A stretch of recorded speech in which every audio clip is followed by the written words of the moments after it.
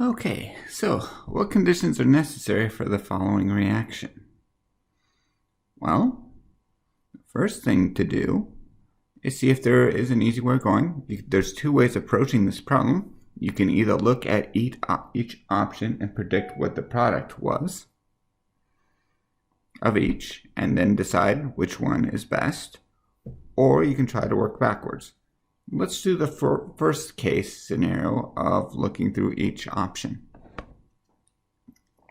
So, option A. Have your bromide. And so you do the SN2 reaction.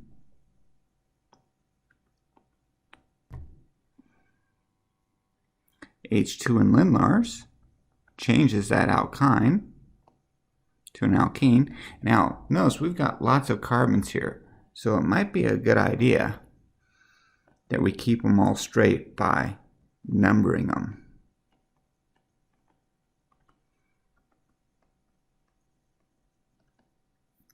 Then ozonolysis and triphenylphosphine. Ozonolysis cuts that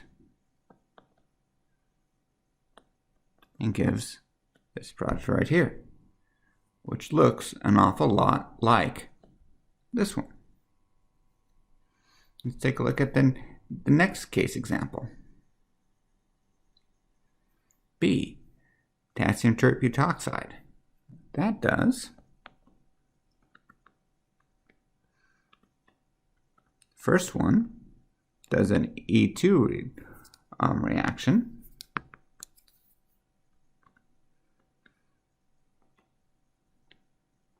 To generate an alkene. Epoxidation. And again, I'm going to number just to make sure I don't gain or lose carbons.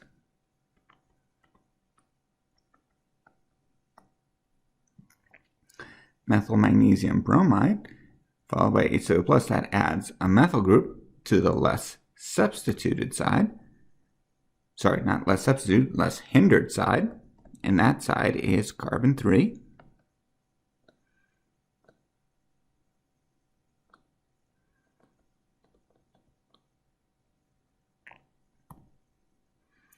Like so.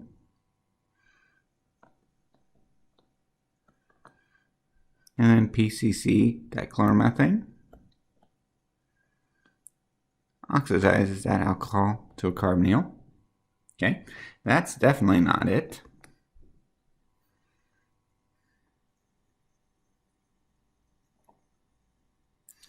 Take a look at C, sodium hydroxide followed by PCC. Well, sodium hydroxide is a small base, unlike tert-butoxide. Small bases have a tendency to do SN2 type chemistry on primaries. And then oxidizing that up with PCC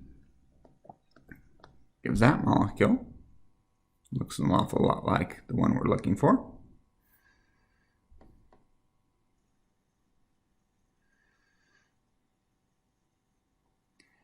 And the last one, D.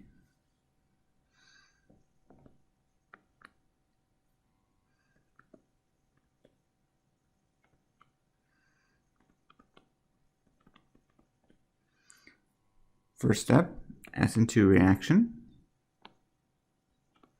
Again, I'm going to number because we're getting lots of carbons here.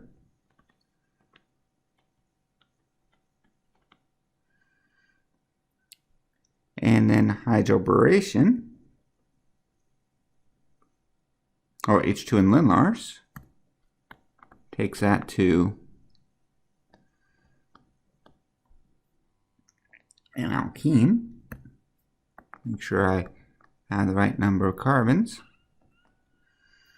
Hydroboration adds the OH to the less substituted side.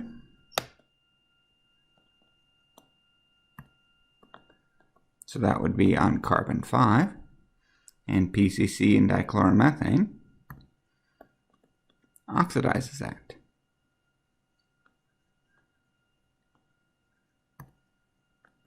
So that also gives the aldehyde. So we actually have 3 options.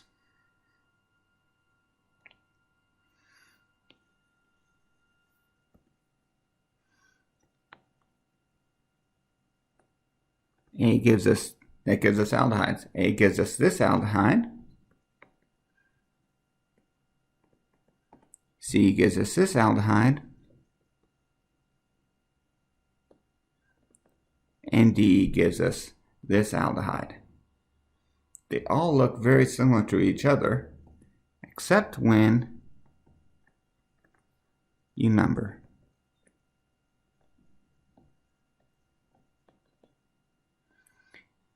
And when we go to this, the corresponding one that actually matches is option A.